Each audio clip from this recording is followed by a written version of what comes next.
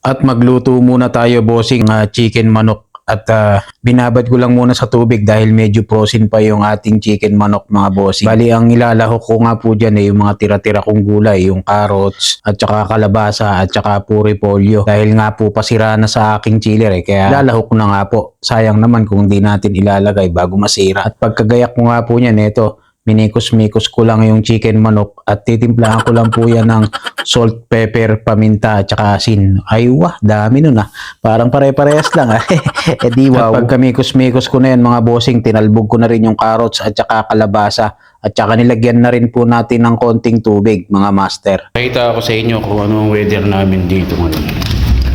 No? Morning yan, no? Parang may bagyo ay. Sa harap namin no? May mangga pa.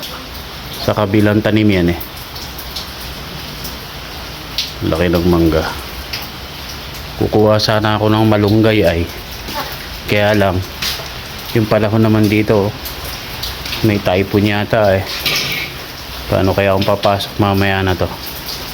Lamang makiki-joyride ako. Kasi nga, pangit ng weather parang Pinas lang may bagyo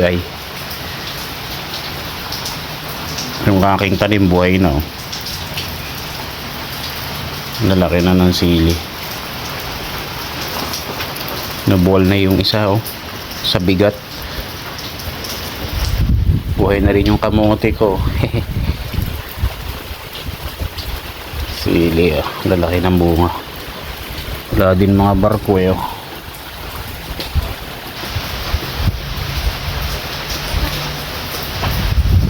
O siya, at dahil nga maulan nitong panahon na to, kaya magluto ako ng chicken manok. Bali, tinola nga sana ang gagawin ko dyan kaya lang kulang sa malunggay. At ilalagay ko nga sana itong buko sa tinola. Iinumin ko na lang para mas maganda. Sayang din kasi yung mga gulay ko dun sa chiller pasira na. Kaya ito, pinagtatalbog ko na po dyan.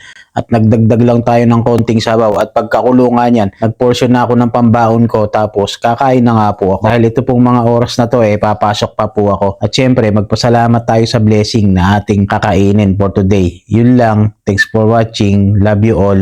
Always remember, God is good all the time. Alright.